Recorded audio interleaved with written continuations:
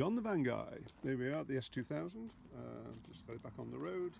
Now, today just going to talk about the trim.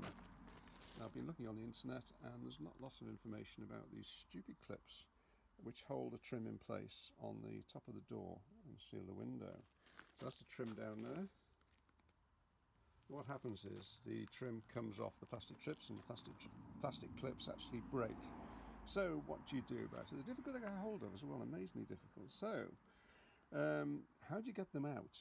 If you've got any there, how do you get them out without breaking them? So I found a way.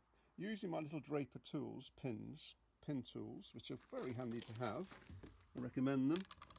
Again, draper. There's another one with a little, you can just about see it, it's got a nice little curve on.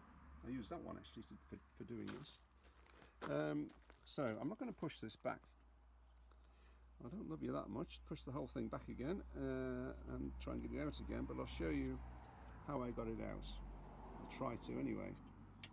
So it sits like that, squashed in. Right, now what holds it in place?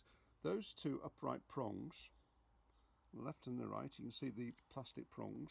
Let me just show you there, that one and that one. The heads of those push up against the metal here once they're sat in there. The problem is that they're hidden behind. So what you need to do is, I'll just balance it in here so you can actually see. Use your pin, and there's one here I haven't done yet. What I'll be doing is slipping that pin in there, pushing the pin and pushing the little, so you can just see it coming forward. Now if you're using two pins at once, because the other one is there as well, you can actually, I've got another pin I use at the same time, push them both forward. Then the idea is you can pull up this unit, this little clip, pull it with long nose pliers. So you're pulling up at the same time. The problem I've found, it doesn't always come up, and the reason is because this little arrow head points downwards, and I think that must be catching at the same time as you're doing this. So all you need to do really, once you can see those and it's wedged a bit so they're not at least under the bit of metal, you can actually go into the center. So if you go in with that's my other useful draper tool, which is just don't need these, you can just use wire, I suppose. There it is, it's my draper tool. You can actually just go in through, what I'll be doing is going through the top here and then forcing, if you go downwards, you're forcing the arrow and push that way into the car. You're forcing the arrow away from the body of the door, and at the same time pulling upwards. It's a bit faffy, but if you practice it a little bit, you can actually get them up that way.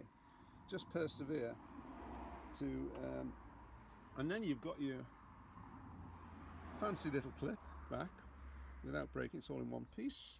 Then I propose you slide them back on. There's a rim on the trim, and it even rhymes. And the idea. Correction, guys. I see how these fit now. Basically, they clip onto the back of supposed to clip onto the back of the trim. So that's how they fit. So that back piece just slips on. What I've done, I've marked with tape where the slots are on the door, so I'll be able to fit them and then slide them back in again. So that makes a lot more sense. This makes a lot more sense. I was putting them on back to front. How stupid is that?